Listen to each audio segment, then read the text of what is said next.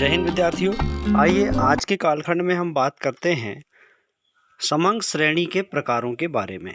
विद्यार्थियों, जब हम किसी समंग श्रेणी में समांतर माध्य, माध्यिका या बहुलक ज्ञात करते हैं तो विभिन्न प्रकार की समंग श्रेणियों में अलग अलग सूत्रों का प्रयोग तो सबसे पहले तो हम ये समझ लें कि जो समंग श्रेणियां होती हैं वो कितने प्रकार की होती हैं। समंग श्रेणी कितने प्रकार की होती है ये समझना बहुत जरूरी। जब तो हम समंग श्रेणी के हिसाब से क्या करेंगे, विधि का चुनाव करेंगे कि हम किस विधि से माध्यिका ज्ञात करेंगे।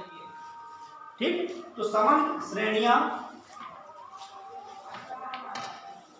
जैसे अभी प्रश्न क्रमांक 13 में हमने क्या देखा, माध्यिका ज्ञात करना था और समंग श्रेणी क्या थी।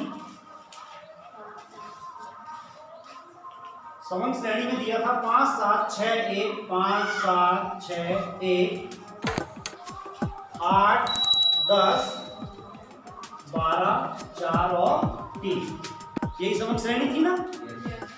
तो इस समंग श्रेणी में आप देखिए कि जो प्रत्येक पद मूल्य है, हर एक पद मूल्य दूसरे से अलग है और कोई भी पद मूल्य एक से अधिक बार नहीं आया है।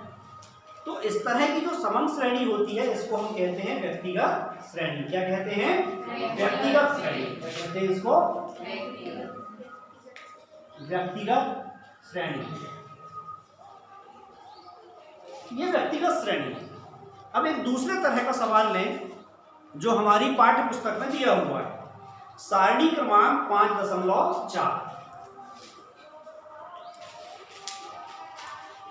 सारणी 5.4, इसमें विविक्त श्रृंखला के लिए माध्यिका का अभिकलन कीजिए। यहां पर आप देखो, ये जो प्रश्न है इस सारणी में इस तरह के आंकड़े दिए गए हैं, मतलब पदमूल्य अलग है। जैसे यहाँ ये पदमूल्य थे ना, वैसे ही पदमूल्य क्या है 10 20 30 40, और पदमूल्यों की आगे दिया हुआ है लोगों की संख्या, मतलब पदमूल्य की आवृत्ति दी हुई है या बारंबारता दी हुई है। बात समझ में आ रही? यानी 10 रुपए कमाने वाले 2 व्यक्ति हैं, 20 रुपए कमाने वाले 4 व्यक्ति हैं, 30 रुपए कमाने वाले 10 व्यक्ति हैं और 40 रुपए कमाने वाले 4 व्यक्ति। तो यहां पर आप देख रहे हैं कि पदमूल्य दिया हुआ है और उसके साथ में उसकी आवृत्ति दी हुई है। अब कई बार प्रश्न में ऐसा होता है कि संचयी बारंबारता नहीं दी, लेकिन प्रश्न में यहाँ पर दी है क्योंकि हमारी पाठ्यपुस्तक का प्रश्न है, वही हमने लिया। ठीक है, तो संचयी बारंबारता कैसे निकालते हैं? जैसे 10 रुपए कमाने वाले 2 व्यक्ति, तो संचयी बारंबारता भी 10 रुपए के लिए आएगी 2। ठीक है, 20 रुपए कमाने वाले 4 व्यक्ति, तो संचयी बारंबारता का क्या मतलब हुआ कि 20 रुपए तक कमाने वाले कितने व्यक्ति हो गए? 6। अब 6 व्यक्ति कैसे हो गए? 20 रुपए कमाने वाले 4 और 20 से कम 10 कमाने वाले 2, तो 20 रुपए तक कमाने वाले कितने हो गए? 6। समझ में आ रही ना बात? 20 रुपए तक यानी 20 के अंदर कमाने वाले 6 हो गए। 30 रुपए कमाने वाले 10 हैं और 30 रुपए के अंदर या 30 रुपए तक कमाने वाले कितने लोग हो गए? 16। अब 16 कैसे? ये जो 6 है ये 10 से जुड़ गया, इस तरह से है ना, ये तो सीधे ठीक है। ये बात समझ में आ रही? 20 की बारंबारता 4, पहले वाली बारंबारता से जोड़कर के संचयी आवृत्ति क्या हो गई? 6। फिर 30 की आवृत्ति या 30 की बारंबारता 10 है ना, इससे पहले वाली बारंबारता 6 है, तो 6 और 10 जोड़कर के संचयी बारंबारता कितनी हो गई? 16। और 40 की बारंबारता 4 है, इससे पहले की संचयी आवृत्ति 16 है, तो 16 और 4 20। इसका मतलब ये हुआ कि ये जो प्रश्न है ये 20 व्यक्तियों की आय को बता रहा है। क्या बता रहा है? 20 व्यक्तियों की आय को बता रहा है। मतलब यहाँ n बराबर कितना है? 20 है। संचयी बारंबारता में जो आखिरी वाला पद होता है ना, आखिरी वाली संख्या, वो n की संख्या होती है। n मतलब उस सर्वे में या उस समंक माला में कितने लोग शामिल हैं। जैसे हम अगर बात करेंगे तो हमारी कक्षा में 63 विद्यार्थी हैं, तो 63 विद्यार्थियों के प्राप्तांक की बात करेंगे। तो 63 क्या है? n, मतलब किसी अध्ययन में या किसी समंक श्रेणी में जितने लोग शामिल होते हैं ना, वो n से प्रदर्शित करते हैं। यानी इस समंक श्रेणी में कितने लोग हैं? 20 लोग। और इसकी जांच हम और कैसे कर सकते हैं? लोगों की जो संख्या है इसको जोड़ लो आप, 2 और 4 6 और 10 16 और 4 20। अगर आप बारंबारता भी जोड़ोगे तो क्या आ गया? 20। तो संचयी बारंबारता में आखिरी वाला पद और बारंबारता का योग। ये हमको ये बताता है कि उस समंग श्रेणी में कितने लोगों को शामिल किया गया, यानी n की संख्या। ठीक है, अब इस तरह की श्रेणी को कहते क्या है? अभी हमने बात की ये वाली श्रेणी क्या है? व्यक्तिगत श्रेणी है। इस तरह की श्रेणी को हम कहते हैं खंडित या असंतत श्रेणी। क्या कहते हैं? खंडित या असंतत श्रेणी, या एक और शब्द है इसके लिए विविक्त। इसको हम कौन सी श्रेणी बोलेंगे? विविक्त। विविक्त या असंतत या खंडित श्रेणी।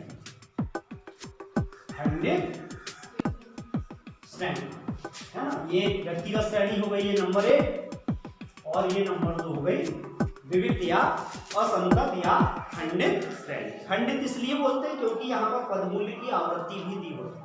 कोई पदमूल्य कितनी बार आए तो श्रेणी की पहचान अपन कर लेंगे, श्रेणी की पहचान कर लेंगे ना।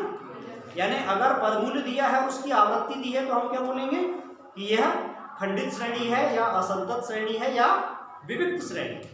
ठीक है, हमारी त्रैमासिक परीक्षा में प्रश्न क्रमांक 23 क्या है? ये वर्गांतर। इनको आप ऐसा भी समझ लो कि ये मान लो कि आपके प्राप्तांक 0 से 5 के बीच प्राप्तांक वाले कितने हैं? आवृत्ति दी है 5। आवृत्ति का मतलब है कि 0 से 5 के बीच में 5 है।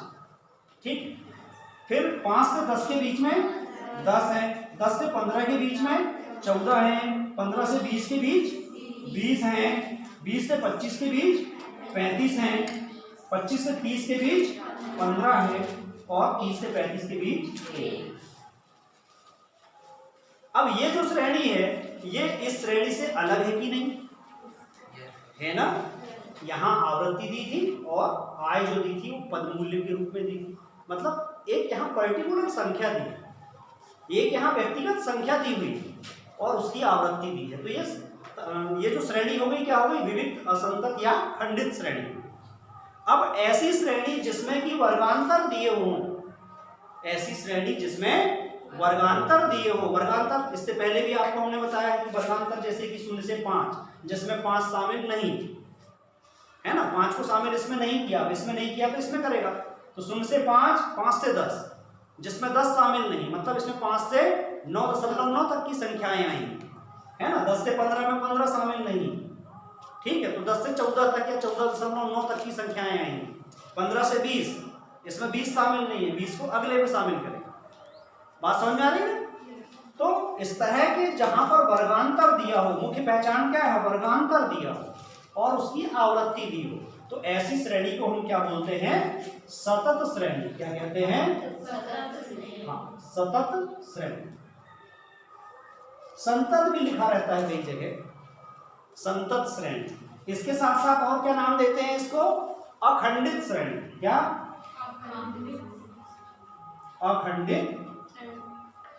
अखंडित श्रेणी। तो ये हो गई तीसरे प्रकार की श्रेणी।